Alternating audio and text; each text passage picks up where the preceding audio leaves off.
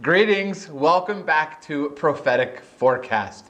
Now I made sure this time that I spelled January correctly because I was in a rush last time and didn't even notice till I was late in the editing stage that I had misspelled December. Okay, but nonetheless, we have a powerful episode for you today. There has been a lot of prophecy in the news, that is for sure. The structure of this episode is pretty simple. One, we're going to take a look at the marveling after the beast that Revelation 13 discusses. We're going to pick that up right from where we were last time. Secondly, we're going to transition into an important topic that you may or may not be paying attention to, and that is aliens and signs in the heavens. Certainly that was in the news a lot in December. And then we're going to finish up by taking a look at some things that January has in store for us. But as we discussed last time, the world is admiring after the beast. The world is looking more and more for help. The world, as sin continues to plague us, as hearts of the world don't want to turn from sin, they just want a pretend unity. They're starting to admire after the beast more and more. Today I'm not going to go into the details of what that means because we looked at that pretty heavy last time. We looked through Revelation 13, we looked at what that meant, and so I will leave a link in the description below. By the way, I've had a few people ask, where is the description below? Right underneath the video is the title of our video. And then right below that, you'll see just a few words of like an intro paragraph, and then it says "See More." You got to click on that, "See More," and then you'll see all kinds of things down below, including the links and our table of contents. Which thank you for the feedback on that. A lot of you seem to like that. So I have a link for you down below of last time's discussion if you missed it. So we're not going to spend a lot of time discussing what that means that the world is marveling after the beast. We're going to just pick right up as if you know what that means. Last time we spent a lot of time discussing that phrase, build back better. We noticed how it is all over the place. In politics, we traced it back to a UN program. We traced it back to where they, not I, but they pinpointed Pope Francis as an important part of that phrase, an important part of that process. But Pope Francis himself had not exactly specifically individually used that phrase yet, until we got into December, where he put out this tweet that used the phrase "build back better." He says here, "To help our society to build back better, inclusion of the vulnerable must also entail efforts to promote their active participation." Now, as I've said on numerous occasions now, many times I don't have an issue with what he is saying, but where we know prophetically where it's leading. We can see the big picture. If we look just at the little picture, I agree with what he's saying. With this tweet, in fact, I wholeheartedly agree that the inclusion of the vulnerable will help our society. And that inclusion does require society to promote the active participation of the vulnerable. Now, he was specifically tweeting about a disabled individuals rally, and I'm a big supporter of that. I've got what he said in the little term, in the little picture, no problem with. But we see the big picture, and that's the issue why we're pointing this out. The big picture is that we have several politicians using this exact phrase, including, of course, it being the campaign slogan for the Joe Biden president-elect website and campaign. In fact, it is, I don't know if I mentioned this last time, it is actually his website for the president-elect. It says, the website is www.buildbackbetter.com, or actually it might be .org. Before we end today, we're going to notice that someone on the other side of this issue also used it recently. So here we've come full circle from the Pope in 2015 to Pope Francis in 2020. What the world isn't really grasping, isn't understanding, because their eyes aren't focused on prophecy, is that the world is asking for a healing of the wound. We do need a healing of a wound. Sin is our wound, and we know the only way to build back better. We know the only way to have a great reset. It's through Jesus Christ, of course, right? So keep paying attention for that phrase over the next few months. Now, speaking of inclusion, this wasn't the only newsworthy item dealing with Pope Francis in the month of December. As was well reported, and you probably saw remarks about this, was the construction and the announcement of a whole new council of economic leaders formed with the Vatican. In fact, that's actually their title. Council for Inclusive Capitalism with the Vatican. That's the name of this council. This is huge news, everyone. I'm surprised, though I saw it on Facebook and I saw it in the news, I'm surprised how little I saw it. This is huge news. It wasn't a church council simply, but a council of many Fortune 500 companies linking a deal with the Vatican to be more inclusive in their capitalism. CEOs from Visa and Bank of America, just to name a few, have agreed to do everything within their means to end poverty. Do I want poverty to be ended? Absolutely. Do we know how to do so? Absolutely. It isn't by fulfilling the prophecies of Revelation 13. The world is marveling after the beast. This is huge news. I mean, this is the power, the beast's power has to have economic power in order to restrict the buying or selling at the mark of the beast. In fact, I didn't even get this in here. This is hot off the presses as I'm filming, but the Pope announced today economic sanctions and changes within the Vatican. He's trying to take control more of the economic processes of the Vatican and the world. This is really big news. This council of inclusive capitalism with the Vatican. Here is what the founder of this council said is the purpose of the council. Notice, she says this council will follow the warning from Pope Francis to listen to, and then she's quoting him, the cry of the earth and the cry of the poor, and answer society's demands for a more equitable and sustainable model of growth. That was stated by the founder of this council, Lynn Forrester de Rothschild. And yes, you probably will recognize that last name. She married into the Rothschild family about 20 years ago and is a close friends with pretty much every power player in the world. We see the Rothschild tied to a lot of economic decisions, a lot of economic forecasts, a lot of businesses. These are major power players in the economic world, and they've created a council for inclusive economy with the Vatican. It's really big news. The beast power will give economic power to the harlot of Revelation. The beast power will give economic power to the woman, the harlot of Revelation chapter 17. This is right out of prophecy, and we see it right here first. Lynn is literally declaring that this council will follow the warning. Follow the warning. The woman rides the beast. Right out of Revelation chapter 17. Quickly, I want to also mention the United Nations held a UN climate summit this month in December. And one of the keynote speakers for this summit was, of course, Pope Francis. And there in his speech, he said, yet again, made another implication towards the healing of the wound. Here's what he said. He said, the time has come to change direction.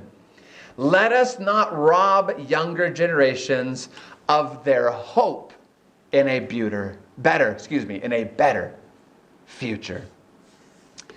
Yes, we don't want to rob the young. Yes, we want a better future. Yes, we want our youth to have hope. Yes, we have to change direction. But the direction we need to change is away from us, the human, and towards Jesus Christ, right? We've got to get away from a humanistic approach. But according to the prophecies of Revelation, the world is going to be very humanistic, very inward focused. I'll leave a link in the description below for more detail on that summit. We've got to look heavenward, not inward though, right? Now, the news of this next topic broke in December, but we're going to spend more time on it when it actually takes place in a few months. But let me actually step back for a moment first, just so that we better realize and understand how strong this marveling, this admiration for the Vatican, for the Pope, for the papacy is in the world. In 1999, Pope John Paul II, a very well-loved, very well-respected, a very well-received Pope, wished to visit the country of Iraq. Pope John Paul II was a rock star in his own right. I mean, he was very well-loved and received all around the world.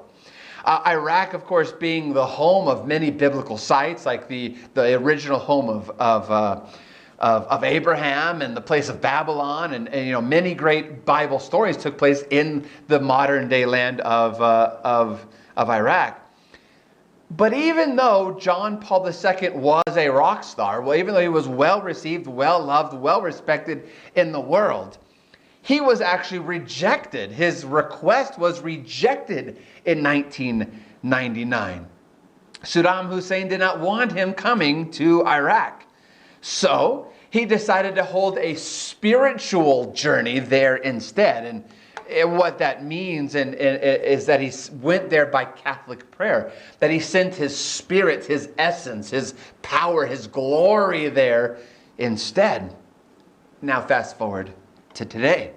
Pope John Paul asked if he could go. No. But in 2020, Pope Francis didn't have to make a request to visit Iraq. He was invited to come to Iraq. He was invited by a local Catholic church specifically, but he was actually invited by the president of Iraq himself, Barham Salah. And so here they are meeting at the Vatican a while ago, but then Barham Salah came and invited him to come to Iraq. Now, he has accepted this invitation. He's going to be there in March of 2021, so we'll pick this story up then. But this also is really big news. John Paul, it just shows the transition, the change is taking place in the world. John Paul II, well-respected, rock star, right, of a pope, loved, very loved, rejected. Pope Francis invited to come to Iraq. Now, the last thing we're going to mention in this section deals with that term, the Great Reset. We've been taking a look at that also in this series. So again, if you've missed some, you might have to go back. I'm not going to spend a whole lot of time describing what that is. But in short, it is the ideology of build back better, the Great Reset, that things need to change, that we need to heal the wounds of mankind. And we're seeing how they're doing it and who's doing it, that it's the wound actually being healed, the Revelation 13, and not the wound of sin in the world. But these terms being very humanistic, as I just mentioned, it puts the human, including the Pope himself, but puts the human at the center of it all rather than Christ. Now, I've also mentioned that the conservative side of the Catholic Church has stood staunchly against this.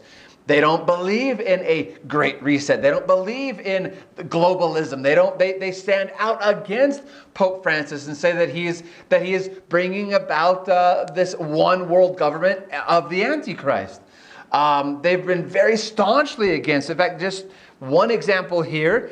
its main website, LifeSite News, that we've talked about before, had this video on there a few months ago, and it was a video from Archbishop Vigano, who we've talked about in great detail too.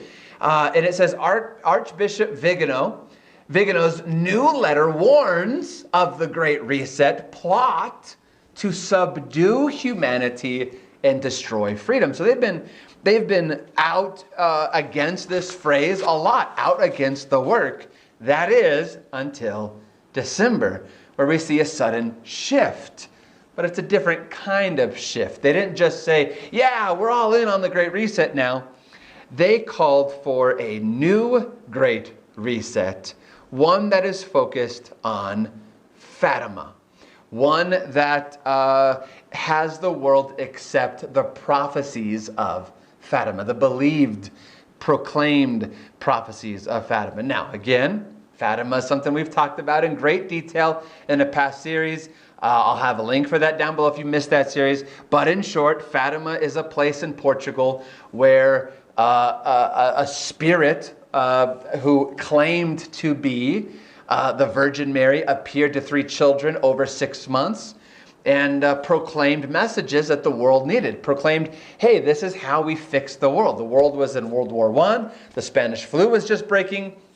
And she was saying, or it was saying, hey, we need to fix the world, and here's how. Here's how.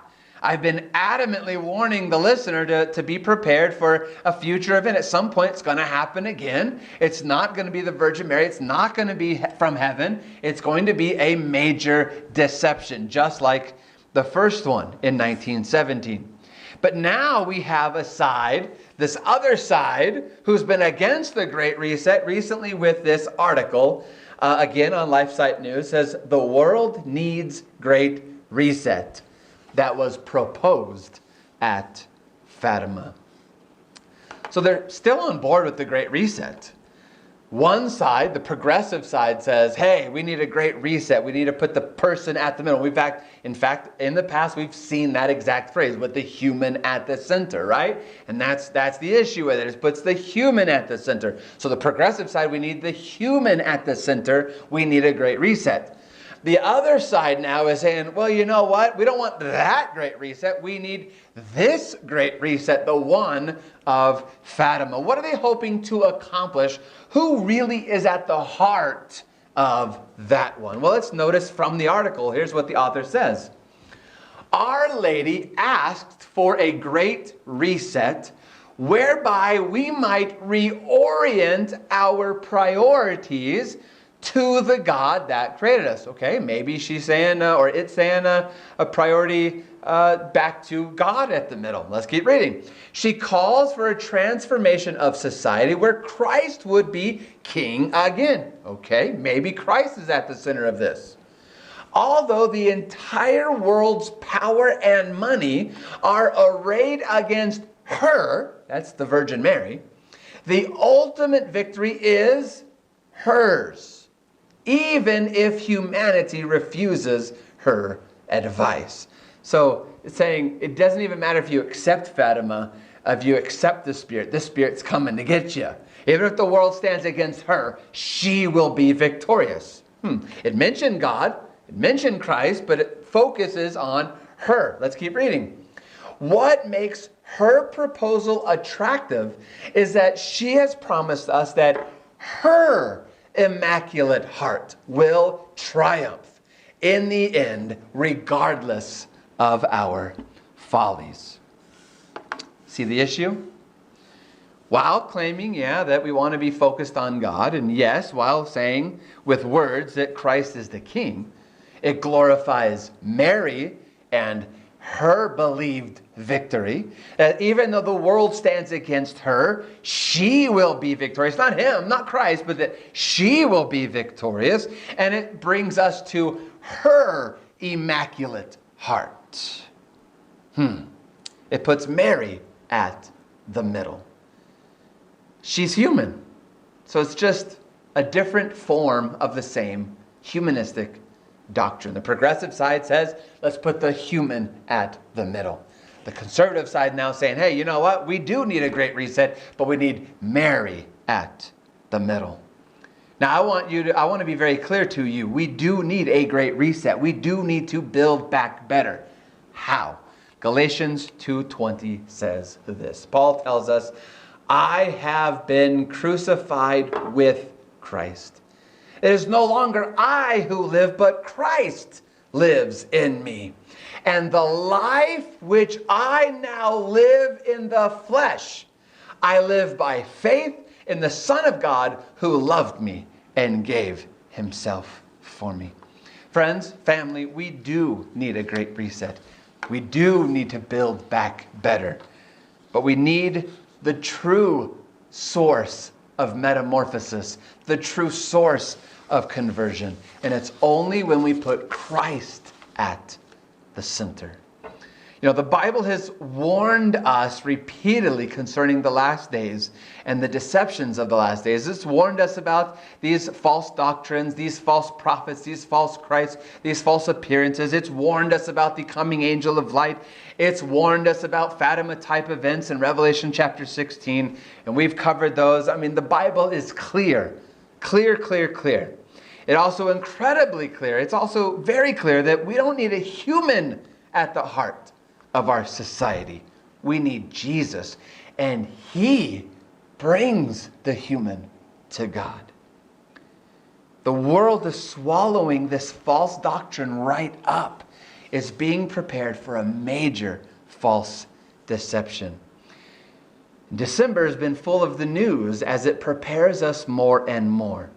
And so over the next few minutes, I want to talk about aliens, UFOs, UAPs, signs in the heavens, and things like that. But I'll repeat this 2 or 3 times here just to make sure as we go through this that anyone doesn't miss this important point. I'm not saying aliens are or are not real. I'm not warning you of a coming alien invasion. I want you to see the change, the shift, the transition in the culture of the world, where it used to not want aliens, or it used to not be ready, but now it's not just ready, it's like excited and wanting and desirous of otherworldly creatures coming, otherworldly beings coming and helping us. So, with that said, we have yet again, as we've seen throughout this year in 2020, another government-leaked photo of a UAP, an unidentified aerial phenomenon, which is what they're using instead of UFO. UAP, an unidentified aerial phenomenon. Now, this photo was taken by an unidentified military pilot in 2018, but leaked now, this year, in 2020. It was described as motionless. So as they're flying their jet around and watching it, they don't see any other structures around it. It's not hanging from something. It's not a balloon that's floating. It is completely motionless. Now, that's important because up there that high, there's wind currents and they're pretty strong. And so it should have been moving had it been a parachute from a drone, had it been a balloon of some sort, like a weather balloon or something. The current should have been moving it. But they said it and they repeated it. It sat completely motionless. It didn't move. It just sat there. Now, there's no report of what happened after this. I'd like to hear the full story of, did it fly off, float off, did something come grab it? That has not been released to the public, but just the photo of this UAP. Now, did it disappear? We have no idea. I'd love to know what they said. But, this isn't some UFO hunter, some crazy guy or girl, sitting somewhere on their computer, photoshopping things. I mean, this is from the government. From the military. These leaked photos have come out more, and videos have come out more and more in 2020, as if the government's trying to prepare us for something. And we've talked about that over the last few months too. So again, you can go back and see more on that information. Leaks like these have Americans wondering if this is the reason for the update, the creation in some ways of a new military branch, the United States Space Force. This is its official insignia, its logo. It's a part of the Department of the Air Force. And here is the purpose of this newest branch. This is right out of the National Defense Authorization Act of 2020. These words, it says, to provide freedom of operation for the United States in from and to space. So it's building this new military branch to protect us as we venture out into space more and more. It continues. It says, to provide prompt and sustained space operations with the goal to protect the interests of the United States in space, deter aggression in, from, and to space, and conduct space operations. Interesting. Now, yes, they're saying it's from other countries who might be going out into space as well.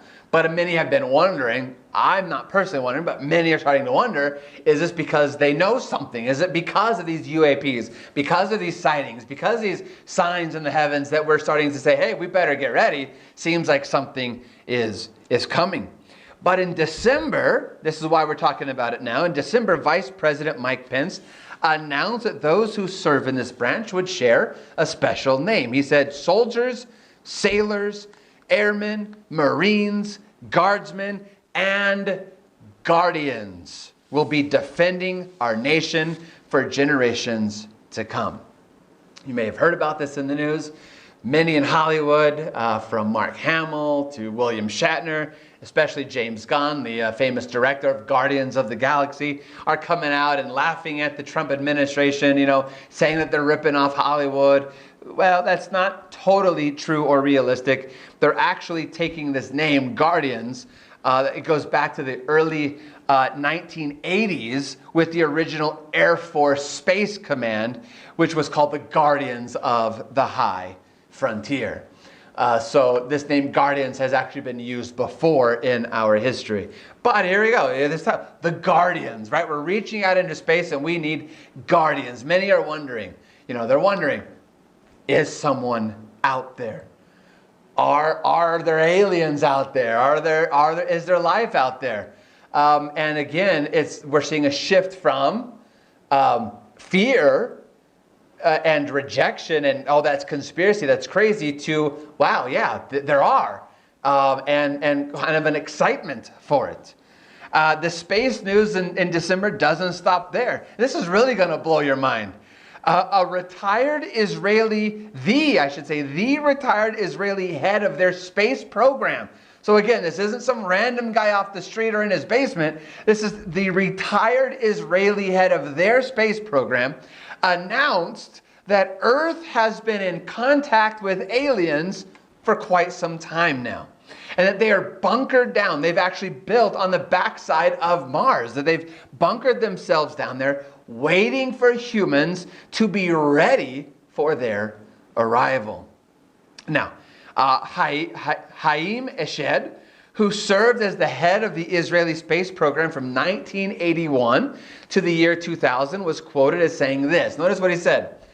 The aliens, they have been waiting for humanity to evolve and reach a stage where we will generally understand what space is and what spaceships are. They're out there, he's saying. We know they're out there. We know what they're doing. And they're waiting for us to get ready. And here we are saying, hey, we're ready. We're excited. Let's go. He also said this. He said this about President Trump. Trump was on the verge of revealing the aliens' existence, but the aliens in the Galactic Federation are saying, wait, let people calm down first. They don't want to start mass hysteria. They want to first make us sane and understanding. So again, notice the theme. The aliens are waiting for us to be ready for them. Again, here we go. I'm not saying there are aliens bunkered down on Mars. I'm just reporting what the news is because it reflects on Bible prophecy. The Bible is clear that there will be things coming down from the heavens, signs in the heavens, that there's fire coming up from heaven. We'll read that here in a little bit. And apparently, according to this former head of the Israeli space program, they're here And they're waiting for us to be ready. They're waiting for us to say, yes, come on. They want us to calm down, right, from 2020. This is pretty interesting. They're coming for something. They're looking. The world is looking for something from the sky. In fact, Haim said this himself. Notice what else he said. If I had come up with what I'm saying today 5 years ago, I would have been hospitalized. Wherever I've gone with this in academia, they've said, the man has lost his mind. Today, they're already talking differently. I have nothing to lose. Interesting, he says 5 years ago, 2015, and we've been clear on that's when things really started speeding up. It's interesting that he says 5 years ago, I would have been laughed out of the room. People would have said, I'm crazy, I lost my mind. But now, in these 5 years, as we've seen prophecy speeding up, he's saying, but now, I think we're ready. People are listening. People want this. It's true. People are wanting this. The problem is, we know it's a deception coming from Satan himself. In fact, just before Haim's report came out, late night show host Stephen Colbert asked former President Barack Obama about aliens. Now, I should be clear, to be fair, the conversation is a joke. At least it's being played off as a joke. They're laughing through it. I'm not saying to take anything they say seriously, but then former President Obama caught my ear when he said this. Notice what President Obama said. It used to be that UFOs in Roswell was the biggest conspiracy. And now, that seems so tame, right? The idea that the government might have an alien spaceship. This is why it catches my ear. I'm not saying that there are aliens and that Obama knows about it and Trump knows about it and they're bunkered down on Mars. I'm saying you've seen a shift in the last 5 years. We've gone from, no, there's no aliens, that's conspiracy, that's crazy, don't even think that way, to people are ready. People expect it. People are wanting it in many cases. As Haim said, we're being programmed to be sane and understanding. So in other words, those who say, this is not from God, this is of the devil, will be viewed as insane and not understanding. It's no longer a conspiracy per se. Like sheep being led to a slaughter, our world is being ready for these verses. Look at Revelation 13 with me. Notice 13 and 14. Speaking of the false prophet who works with the Antichrist, he performs great signs, so that he even makes fire come down from heaven on the earth in the sight of men. Signs coming down on the planet. Now notice what happens. And he deceives those who dwell on the earth by those signs, which he was granted to do in the sight of the beast, telling those who dwell on the earth to make an image to the beast who was wounded by the sword and lived. Our culture is not only ready, but willing and wanting this to happen. And we know that things like this will happen. Signs will come down from Fatima-like signs, alien-like signs. The angel of light is coming. He is coming. And the world is going to swallow it right up. And in fact, it's from that these powers can say, all right, now we need a mark of the beast. People are wanting this to occur. In fact, also presented in 2020 was the nativity scene in St. Peter's Square, the official one of the Vatican. And it's a bit out there, pun intended. Many have actually nicknamed it the Darth Vader nativity scene, because you can tell that it clearly has it's supposed to not have a space theme, but it clearly has a space theme. You look at that, I mean, it looks like an astronaut, doesn't it? This is a character from the Vatican's official nativity scene. I have to say, in a year where Christmas celebrations around the world are being limited and changed because of COVID, this of all years, this is the year where we should tell the exact story, the real story, exactly as it is from scriptures, not this wild idea. Now, the Vatican says it's not extraterrestrial in its theme, but rather inspired by old Egyptian and Sumerian themes. Sumerian being Babylon, pre-Babylon.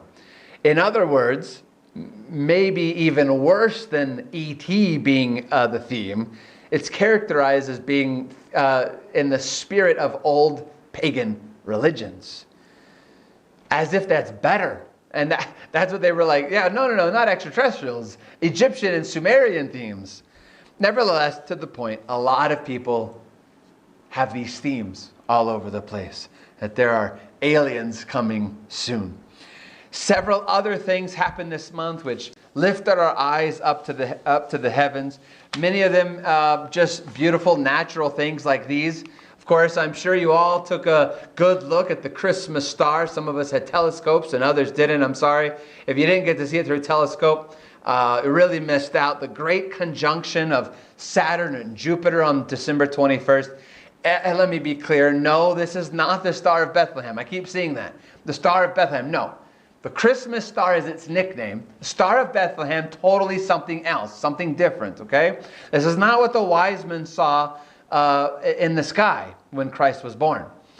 It was very cool. It's a natural sign, but again, things are drawing our eyes up to the sky. The last time these two planets were in conjunction like that was nearly 800 years ago. So this is really rare. This was pretty cool.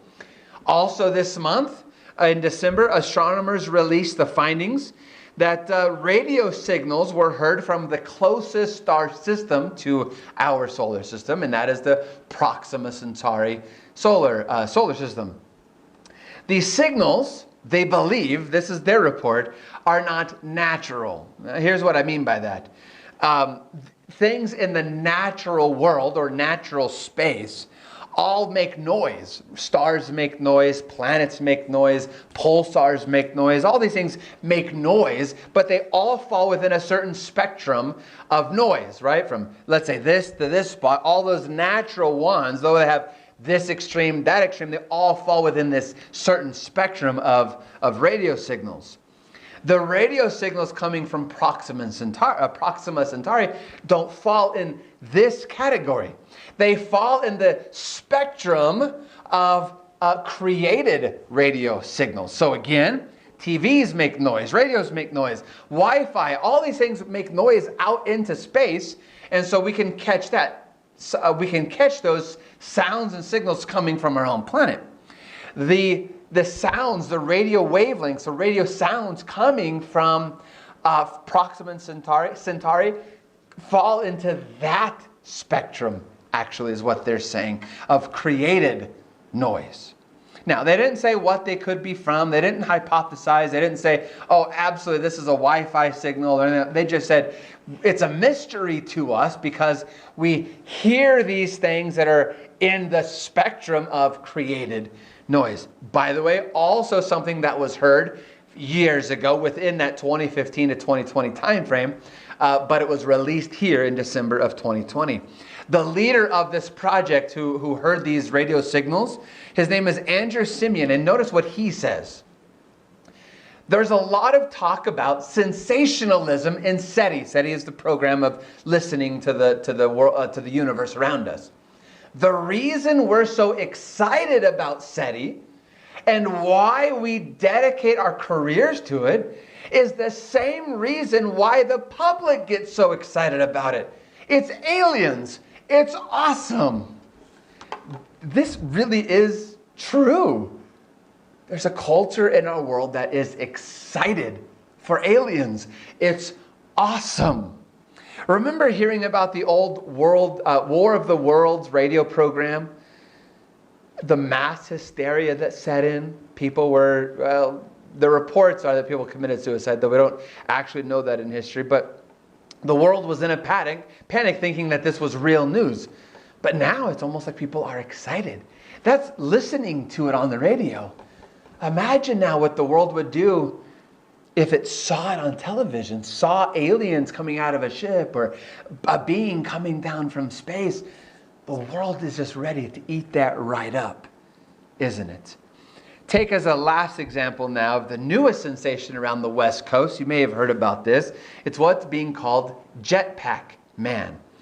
Over the past few weeks, several pilots around LAX, commercial flights, we're not talking about, small planes, we're talking about commercial flight pilots, real, professional pilots, radioing into LAX that they just had a guy fly right past them in a jetpack.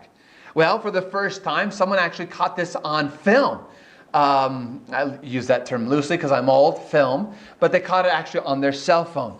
An aviation school was up flying around near LAX, and they believe they videotaped the JetPack Man. So why don't you go ahead and catch that for yourself. Look at what they caught on their camera of the JetPack Man.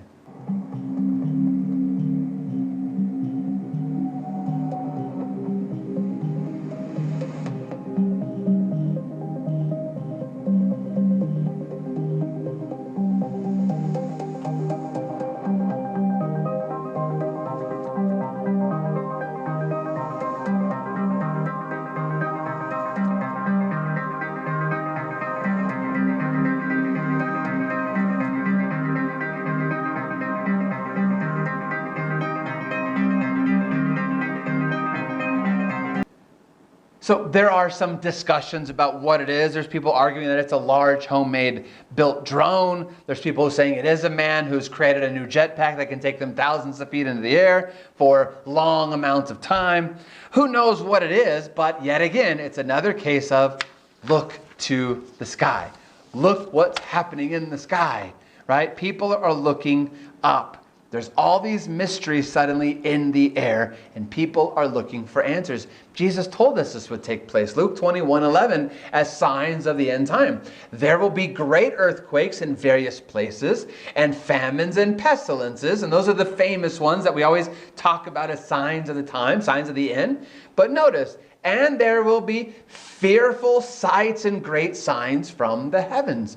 Jesus told us people will be looking up and they will see things that they can't explain, right? We will see greater things that come. These things that we're seeing aren't necessarily the fulfillment of what Jesus said, but it's showing that there is a slow cooking kind of preparation for this, right? We're being prepared for it, to be sane and understanding, Haim said about the aliens, wanting us to be ready for them when they appear.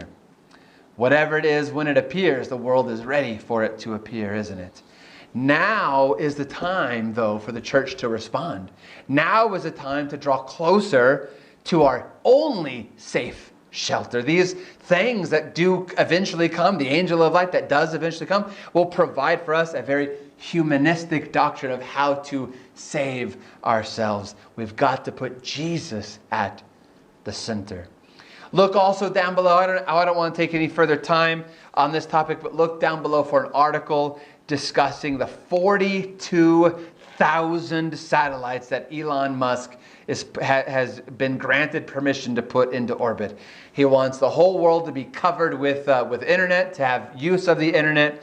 And, right now he's only put 60 in the sky, and some of you have caught those. I've seen 2 now.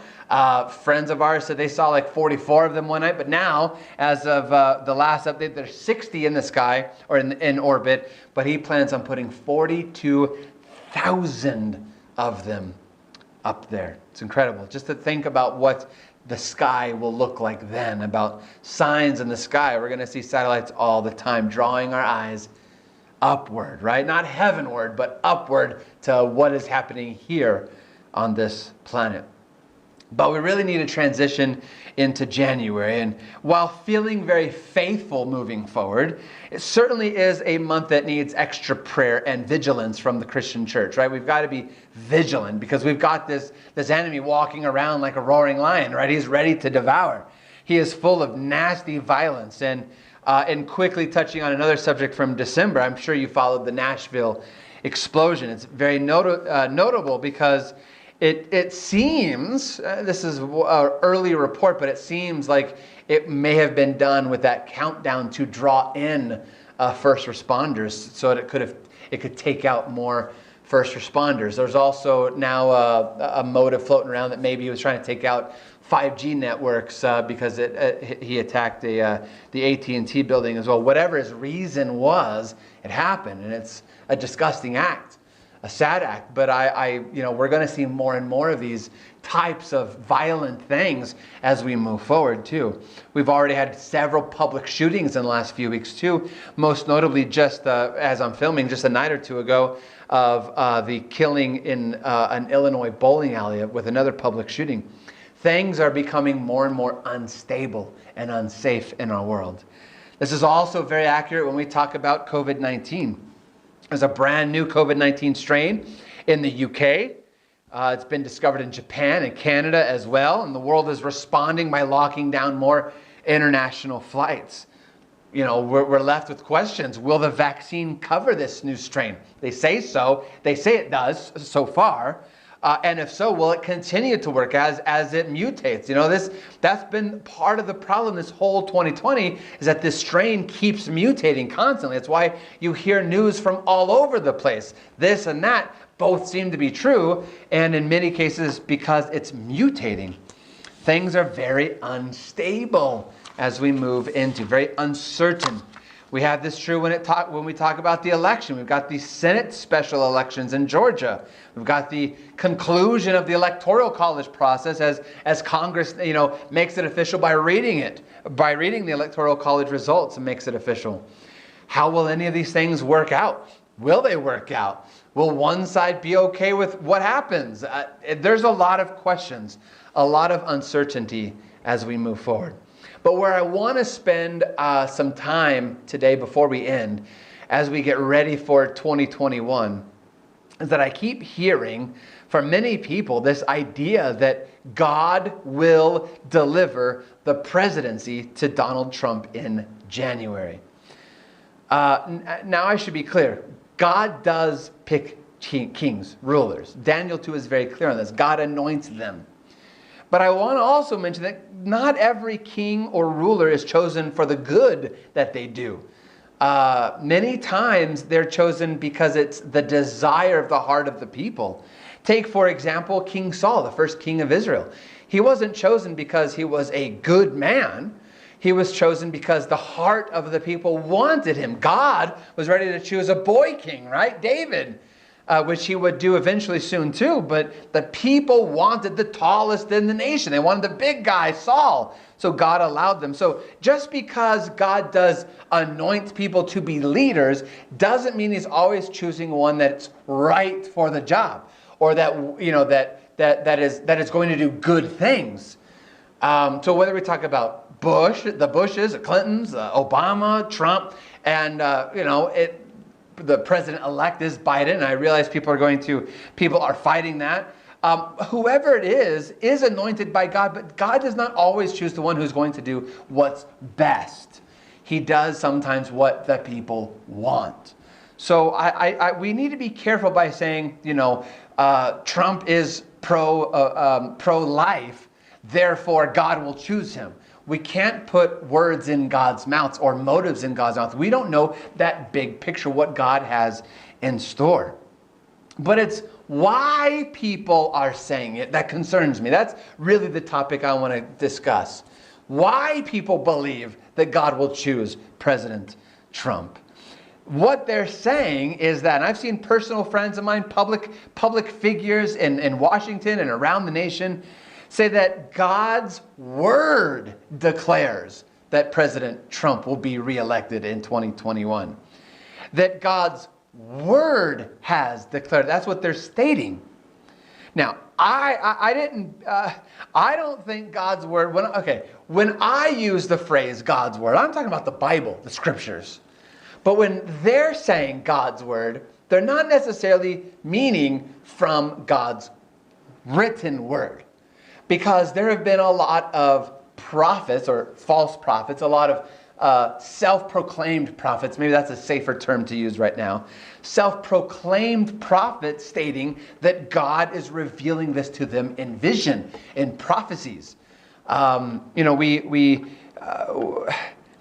That's what they mean when they say God's word is declaring it, that these prophets are having these visions declaring that God is establishing President Trump to be reelected and that God is going to do so in January. Now, I ended last episode on this topic when we listened to President Trump's personal spiritual advisor. I totally forgot to mention that. I didn't just pick some random person when we listened to Paula White. This was President Trump's personal spiritual advisor. And we also looked at Kenneth Copeland. Today, I want us to look at a few more examples of this, of people claiming that God is revealing these messages from heaven about President Trump. So notice what the self-proclaimed prophet Robin Bullocks says about a middle of the night vision he had. Around 2 o'clock, 2:30 a.m. this morning, I saw a flood of numbers. Is something going on here? I saw a flood of numbers. And this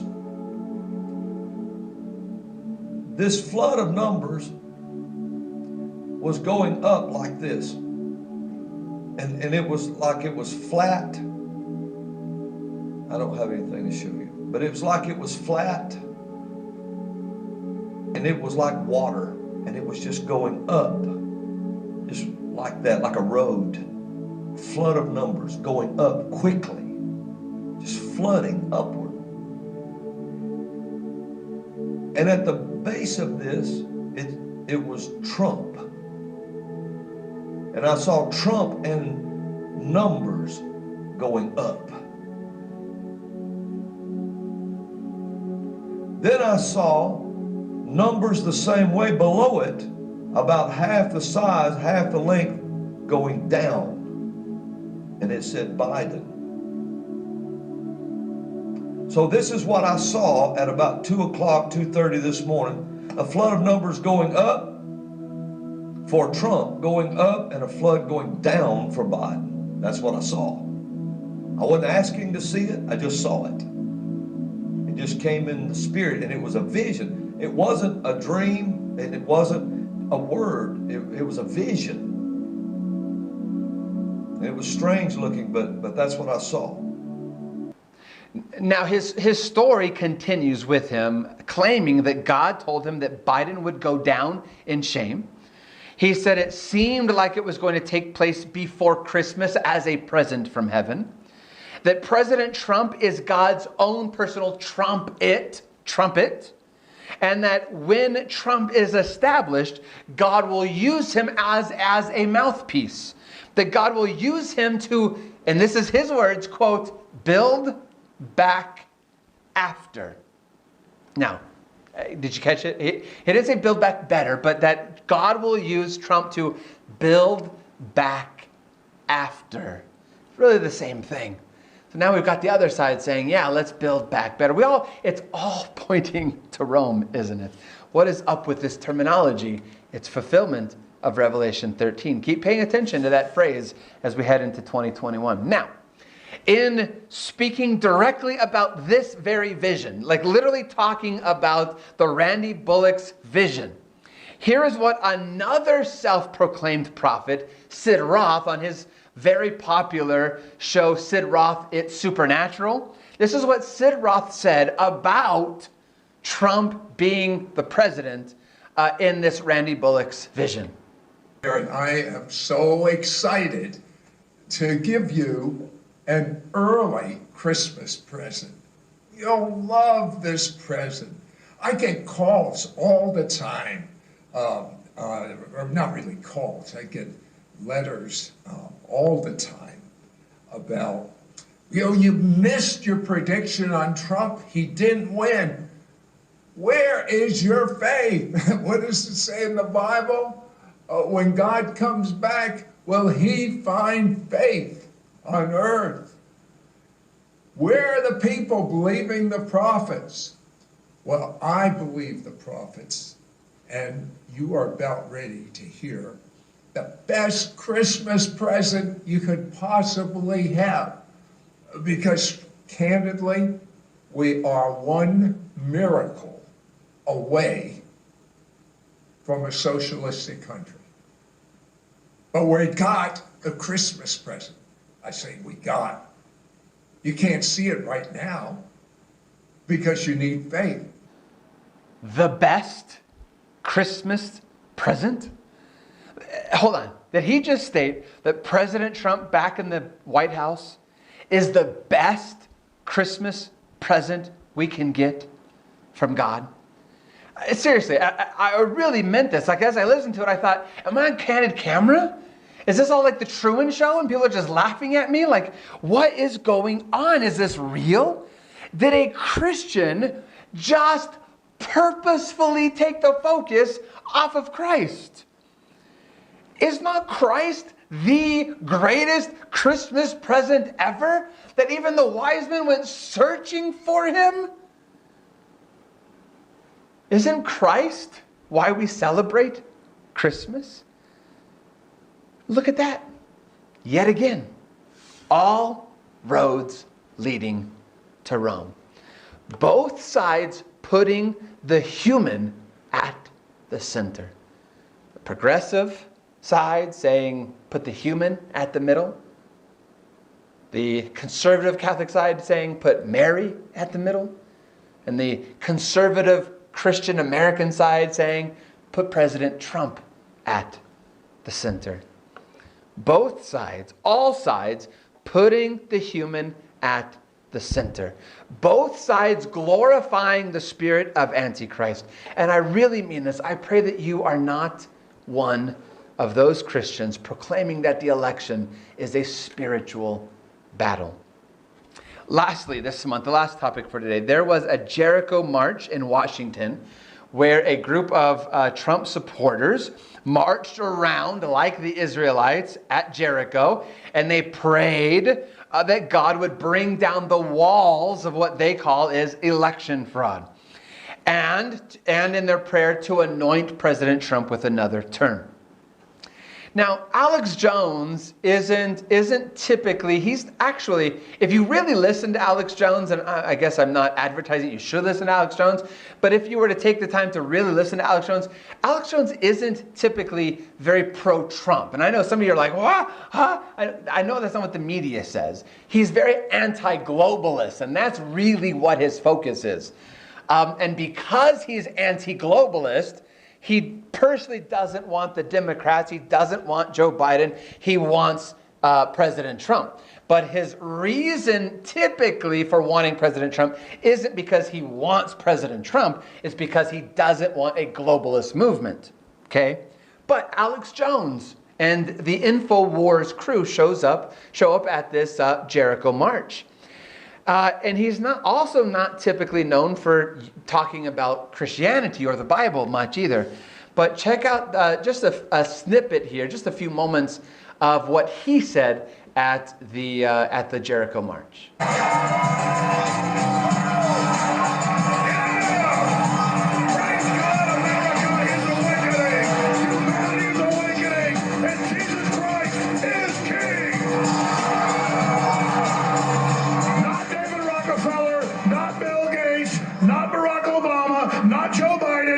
Jesus Christ is King. And God gave us and rose up Donald Trump to stand against the enemy and draw out the enemy. So as dark as some of these days are, understand this is the beginning of the great revival before the Antichrist comes. World government, implantable microchips, Satanism is out of the open. The Bible is fulfilled. Revelation is fulfilled. Jesus Christ is fulfilled. God Almighty is in charge, and we follow that mighty God. A strong movement is taking place. A false revival is taking place in Christianity because they believe that President Trump is God's mouthpiece, sent by God himself to begin a revival and to fight against the work of Antichrist. Yes, Christ is the victory over the Antichrist. Yes, Christ is the one we should put at the center. And I really mean that. But we have the instrument we need. We have the mouthpiece we need. It's called the Bible. The Holy Scriptures of God is the mouthpiece of God. It has been written and preserved for our day and our age. But are you seeing the point and theme of today's episode? Whoever we're talking about, whether we're talking about Pope Francis and Joe Biden, or we're talking about aliens and signs in the heavens, or we're talking about American Christians or American Catholics and President Trump, we see a very common theme. The human is at the center of it all. Friends, I want Jesus to be at the center. I want Jesus to be who I think of, who I plan for, who I expect, who I'm excited for, and who I desire to glorify. Now, there's a reason why this is an important topic when we discuss prophecy, because we know what the spirit or the essence, the doctrine of the Antichrist is. John says this, 1 John 4:3. And every spirit that does not confess that Jesus Christ has come in the flesh is not of God. And this is the spirit of the Antichrist, which you have heard was coming and is now already in the world. See, John's saying, hey, this is before he gets his revelation vision on Patmos. He is stating, hey, the work of the Antichrist, the spirit, the teaching of the Antichrist is already in the world. Well, how's that possible? Because humanism has always been a part of this world. That's why Eve ate of the fruit. It's why Adam partook of the fruit. It's why Cain killed Abel. It's what happened in the days of Noah. All the pagan religions that surrounded Israel were all humanistic, human-focused. This is why they created idols, things that we could create, right? Making ourselves God of the gods, if you will. It's always been around, but we're seeing a crescendo, a climax at the end of time. We're putting the human at the center. And when we do that, we deny that Jesus is our advocate, our mediator, our redeemer. We ignore his knocking at the door of our hearts through the work of his Bible, which is our only hope and safeguard in times like these. When we put Jesus at the center, we cannot be led astray. So keep your eyes on prophecy. Keep your eyes upon Jesus and see what he has in store for you today.